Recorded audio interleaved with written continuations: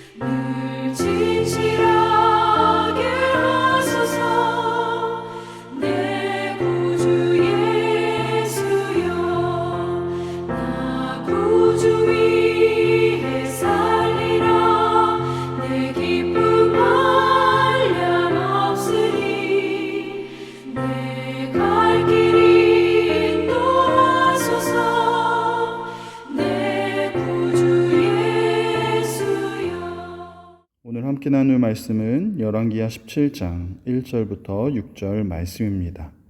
하나님의 말씀을 제가 봉독하겠습니다. 유다의 왕 아하스 제12년에 엘라의 아들 호세아가 사마리아에서 이스라엘 왕이 되어 9년간 다스리며 여호와께서 보시기에 악을 행하였으나 다만 그 전 이스라엘 여러 왕들과 같이 하지는 아니하였더라. 아수르의 왕 살만 에셀이 올라오니 호세아가 그에게 종이 되어 조공을 드리더니 그가 애굽의 왕 소에게 사자들을 보내고 해마다 하던 대로 아수르 왕에게 조공을 드리지 아니하매 아수르 왕이 호세아가 배반함을 보고 그를 옥에 감금하여 두고 아수르 왕이 올라와 그 온 땅에 두루다니고 사마리아로 올라와 그곳을 3년간 에워쌌더라. 호세아 제9년에 아수르 왕이 사마리아를 점령하고 이스라엘 사람을 사로잡아 아수르로 끌어다가 고산 강가에 있는 할라와 하볼과 메대 사람의 여러 고을에 두었더라. 아멘. 이 시간 북이스라엘의 마지막 왕이라는 제목으로 말씀 나누기를 원합니다. 오늘 우리가 함께할 말씀 여행은 열왕기하 16장부터 18장까지의 말씀입니다. 솔로몬 왕 이후로 이스라엘은 남유다와 북이스라엘로 나뉘어지게 되었습니다. 그 중에 북이스라엘은 첫 번째 왕인 여로보암으로부터 시작해서 19번째 왕인 호세아 왕으로 그 역사를 마치게 됩니다. 약 200여 년 동안 19명의 왕들이 북이스라엘을 다스렸지만 그동안 이 9번이나 왕조가 바뀌는데 모두 다 배신과 배반으로 왕조가 바뀌게 되었습니다. 오늘 본문에서도 이스라엘의 마지막 왕 호세아가 나오는데 그가 왕이 된 것도 역시 반역의 역사였습니다.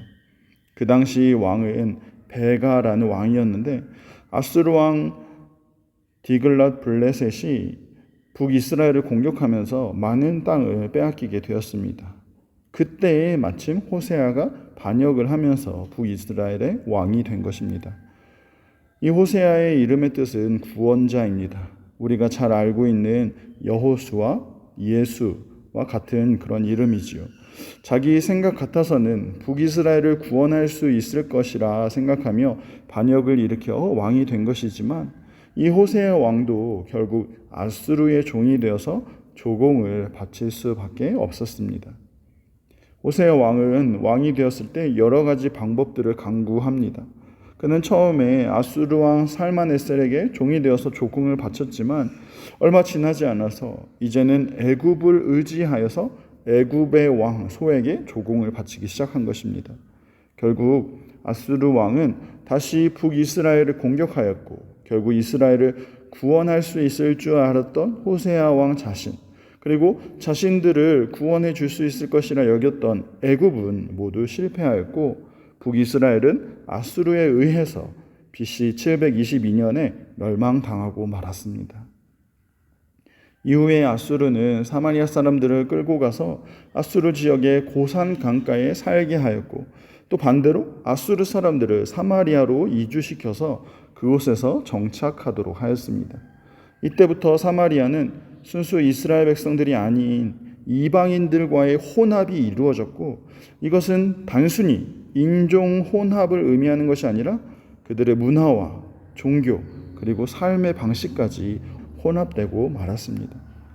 그래서 이후에 에스라 느헤미야서에서 예루살렘 성전을 재건할 때 사마리아 사람들을 성전 건설에서 배제하기도 하였고, 또한 신약에서는 유대인들이 사마리아 사람들을 경멸하면서 그들과 상종도 하지 않는 그런 모습이 나오고 있는 것입니다. 사랑하는 성도 여러분, 하나님의 백성이었던 이 북이스라엘에게 이러한 일이 일어나게 된 이유가 과연 무엇입니까? 7절 이하의 말씀에 보시면 이렇게 북이스라엘이 멸망하게 된 이유에 대해서 이 일은 하나님 여호와께 죄를 범하였기 때문이라고 말씀합니다. 어떤 죄들입니까? 가장 먼저 8절의 말씀처럼 여호와께서 이스라엘 자손 앞에서 쫓아내신 이방 사람의 규례와 이스라엘 여러 왕이 세운 율례를 행하였습니다. 하나님의 규례와 법도를 따라서 살아야만 하는 이스라엘 백성이었지만 하나님의 법도가 아니라 하나님의 율례와 규례가 아니라 이방의 규례와 악한 왕들이 세운 그런 율례를 따라 행한 그런 죄입니다. 두 번째는 12절의 말씀처럼 여호와께서 그들에게 행하지 말라고 말씀하신 일, 곧 우상을 섬긴 일입니다. 이스라엘 백성들은 점차로 불의를 행하며 하나님 여호와를 배역하였습니다. 모든 성읍에 우상을 숭배하는 산당을 세웠고 그 산당에서 목상과 아세라상을 세우고 헛된 우상을 경외하며 그곳에서 제사를 드린 그러한 악한 죄를 범한 것입니다.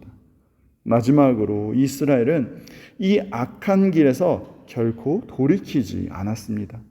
13절 이하에 보시면 하나님은 여전히 이스라엘을 사랑하시기에 선지자와 선견자를 통하여서 너희는 돌이켜 악한 길에서 떠나라고 하나님의 마음을 계속해서 선포하였습니다. 문제는 이러한 하나님의 경고가 계속해서 전해졌음에도 불구하고 14절의 말씀처럼 그들이 듣지 아니하고 그들의 목을 곧게 하였습니다.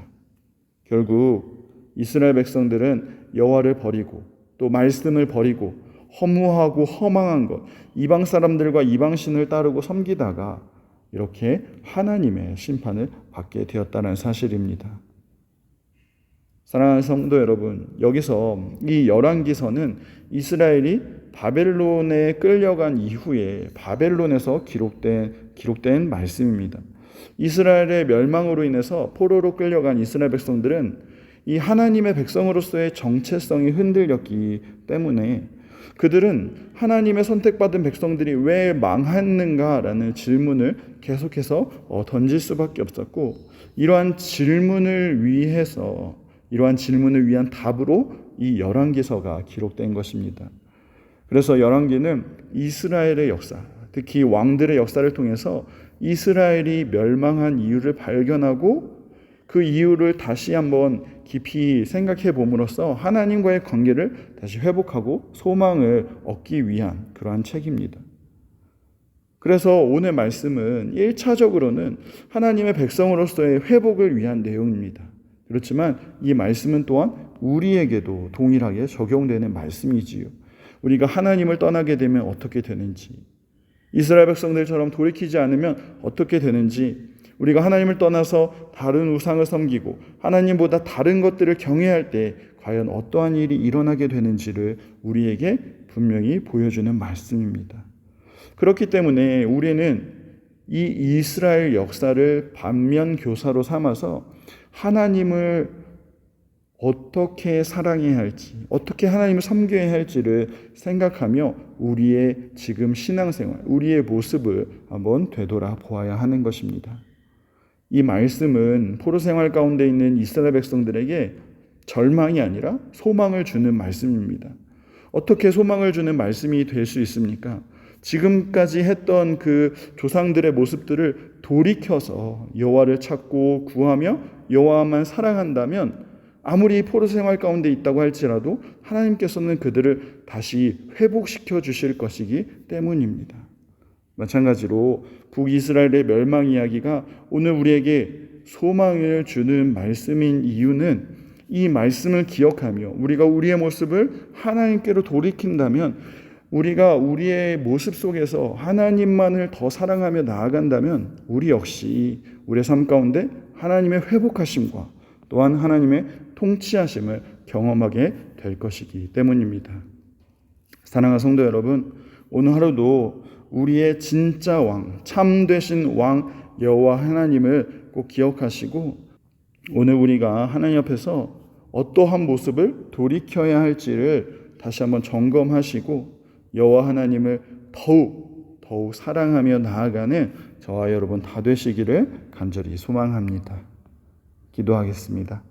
사랑하는 하나님, 북이스라엘의 마지막 왕이었던 이 호세아 왕의 모습과 또 멸망당한 북이스라엘 모습을 통해서 우리의 모습을 돌아보게 하시니 감사를 드립니다. 우리 역시 하나님을 믿는다고 하지만 우리 안에 여전히 남아있는 죄악들 그리고 욕심들, 우상들은 없는지 그것을 살필 수 있는, 돌이킬 수 있는 지혜를 더하여 주옵소서. 우리의 힘과 지혜로는 사마리아와 같이 하나님과 세상 두 곳에 마음을 둘 수밖에 없는 그러한 우리의 모습이오니 북이스라엘이 돌이키지 않는 모습을 우리가 반면교사로 삼아서 오늘 우리의 모습을 점검하고 돌이킬 수 있는 믿음과 용기를 더하여 주옵소서. 그래서 이 세상 살아가는 동안에 무엇보다도 하나님을 더 사랑하는 우리의 모습 되도록 하나님 우리의 마음을 지켜주시고 하나님의 지혜와 하나님의 마음을 더하여 주옵소서. 감사를 드리오며 살아계신 예수님의 이름으로 기도합니다. 아멘. 오늘 함께 읽을 말씀은 열왕기하 16장부터 18장까지의 말씀입니다. 오늘도 말씀과 함께 승리하시길 간절히 소망합니다.